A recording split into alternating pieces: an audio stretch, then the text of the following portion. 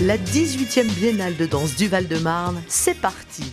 Daniel Favier, le directeur de la briqueterie depuis 2009, poursuit ce rendez-vous chorégraphique majeur. Depuis le 5 mars, une seule envie, donner au public des émotions. On souhaiterait que le public ose franchir les portes des théâtres, vienne rencontrer la danse à l'improviste, et puis sans forcément avoir d'a priori sur ce qu'est la danse. Mais la danse, ça concerne tout le monde. On peut vraiment trouver des émotions extraordinaires avec les spectacles, en osant rencontrer des choses qu'on ne connaît pas, qu'on ne sait pas identifier, mais où on ressort vraiment très intéressé, très fortement ému par certaines propositions. La 18e Biennale de danse du Val-de-Marne propose 3 axes cette année. On l'a appelé Sens migratoire, en hommage à tous ces danseurs qui viennent de par le monde et qui, par leur poésie, par la danse, la chorégraphie, proposent au public le plus divers des choses merveilleuses.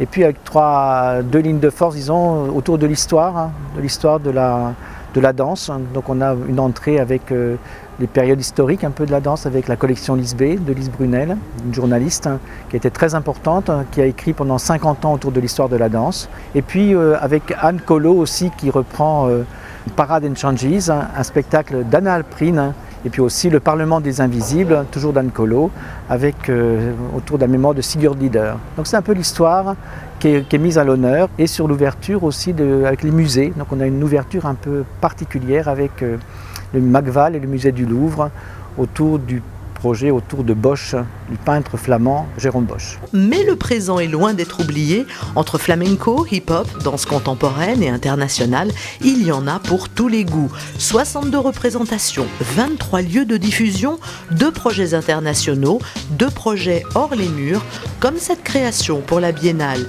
Origami de Sachinoro et Sylvain Hall. C'est vraiment un travail sur le mouvement de la matière, une matière qui est plutôt froide, qui est du métal, qui est mécanique, et une matière qui est le corps, qui est plus organique, et c'est cette association des 2 choses, de comment l'un influe sur l'autre dans son mouvement, dans son déroulé, dans la géométrie qu'elle crée dans l'espace. C'est une variation sur le volume, sur l'espace, avec les containers. On part d'un objet hyper standard, un monsieur tout le monde de l'objet, et on lui donne une particularité, un caractère. C'est là qu'est né Origami. 1 mois de festival, 33 spectacles, 10 créations 2015. Voilà le plaisir que vous pouvez vous faire jusqu'au 3 avril prochain.